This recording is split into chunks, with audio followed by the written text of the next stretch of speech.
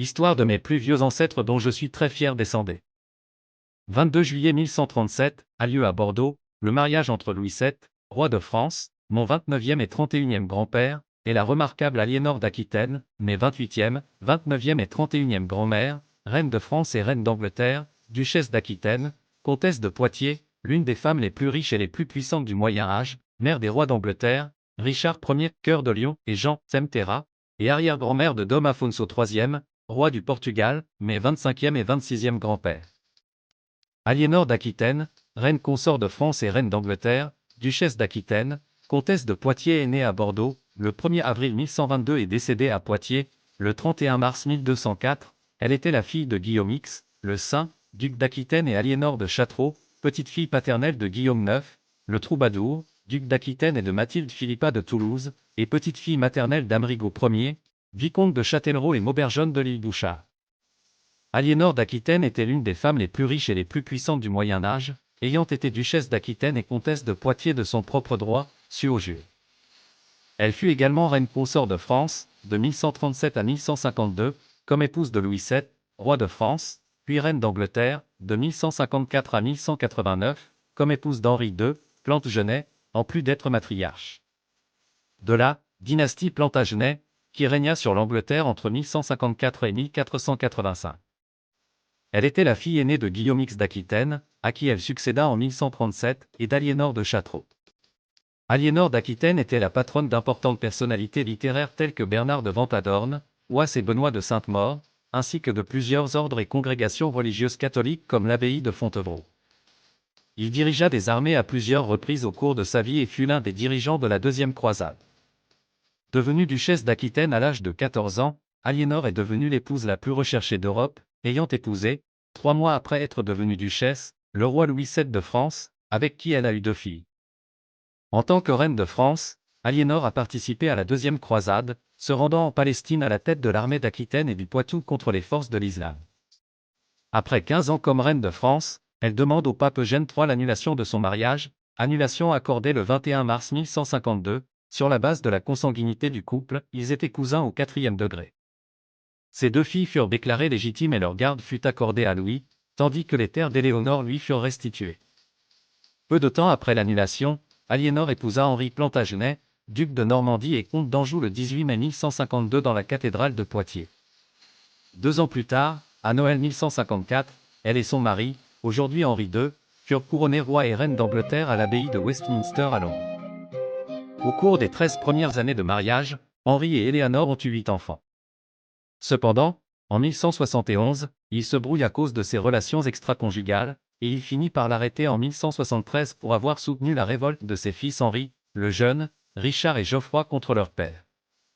Éléonore n'a été libérée que le 6 juillet 1189, lorsque son mari est décédé et que son deuxième fils Richard, cœur de lion, est monté sur le trône d'Angleterre.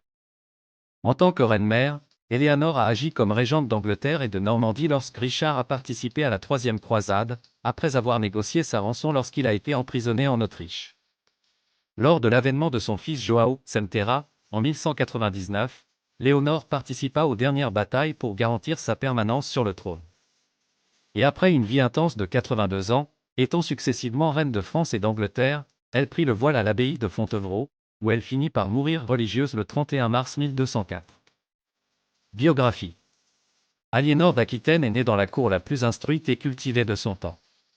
Son grand-père était Guillaume IX, le troubadour, duc d'Aquitaine, l'un des premiers troubadours et poètes vernaculaires. C'est aussi un homme extrêmement cultivé, qui transmet son goût pour la culture à son fils héritier Guillaume X, qui, à son tour, offre une éducation exceptionnelle à ses 2 filles. Léonore et Pétronia parlaient couramment environ 1000 langues, apprenaient les mathématiques et l'astronomie et discutaient de droit et de philosophie avec les docteurs de l'Église. Cette éducation, exceptionnelle parce qu'elles étaient des femmes, et à une époque où la plupart des dirigeants étaient analphabètes, leur a permis de développer un esprit critique et une sagacité politique, utile notamment à Léonore, qui se gouvernerait elle-même. Guillaume X aimait également impliquer son héritière Léonore dans les différents aspects de la gouvernance, en l'emmenant visiter l'ensemble de ses territoires. Famille et descendance. Du premier mariage, célébré à Bordeaux le 22 juillet 1137, entre Aliénor d'Aquitaine et Louis VII roi de France, ils eurent 2 filles. Marie de França, marié en 1164 au comte Henri Ier de Champagne et Troyes, mais 28e et 30e grands-parents. Alice de France, mariée en 1164 au comte Théobald V de Blois et Chartres. Du second mariage d'Aliénor d'Aquitaine avec Henri II Plantagenet, roi d'Angleterre, mais 28e, 29e et 31e grand-père, ils ont eu 8 enfants. Guillaume IXe, comte de Poitiers, meurt à l'âge de 3 ans des suites de convulsions. Henri, le jeune, au roi d'Angleterre, épousa Marguerite de France, sans descendance survivante. Mathilde, duchesse de Saxe, épousa Henri, le Lion, duc de Saxe et de Bavière. Richard Ier d'Angleterre, cœur de Lion, épousa Bérengère de Navarre. Geoffroy II, duc de Bretagne, épousa Constance, duchesse de Bretagne. Léonore Plantagenet, reine de Castille, a épousé Alfonso VIII, roi de Castille, mais 27e, 28e et 30e grands-parents.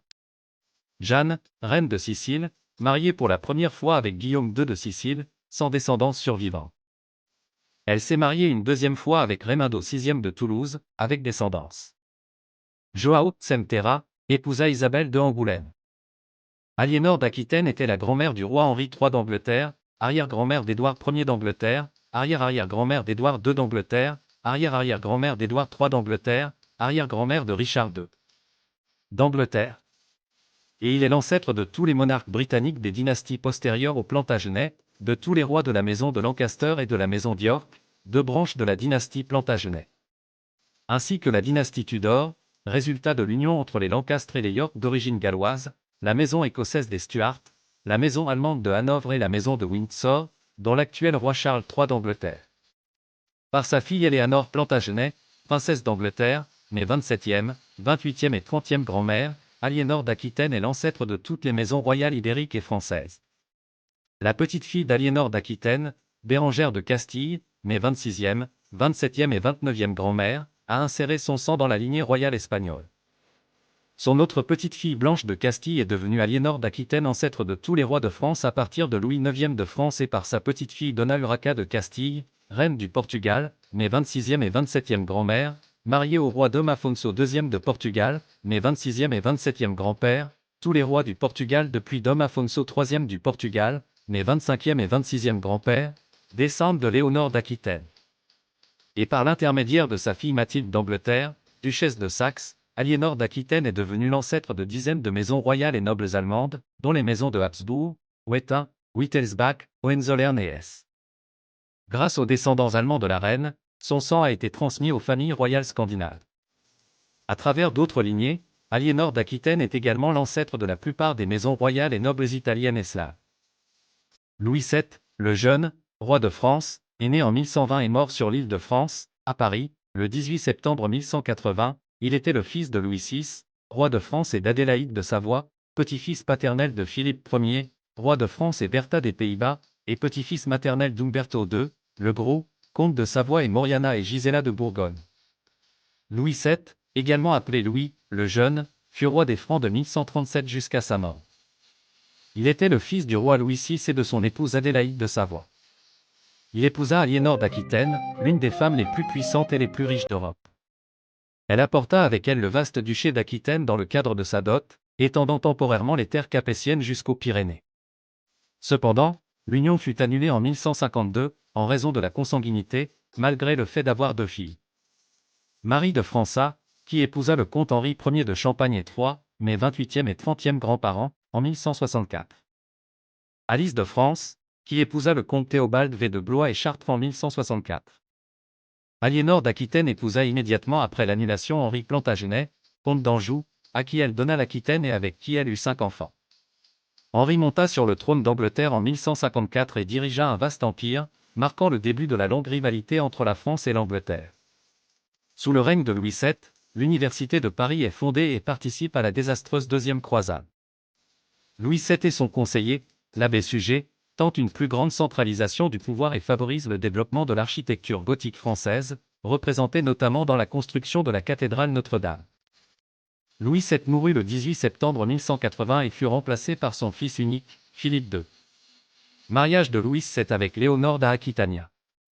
Avant de mourir, Louis VI avait arrangé le mariage de son fils avec Aliénor d'Aquitaine, héritière du duché d'Aquitaine, 1122 à 1204, fille de Guillaume X de Poitiers et d'Aliénor de Châtellerault. Le mariage eut lieu à Bordeaux, le 22 juillet 1137, avec des avantages pour les mariés. Dans l'époque conflictuelle des nobles brigands qui ravageaient le pays, terrorisant les populations et les domaines voisins, Léonore obtint la protection nécessaire pour son duché.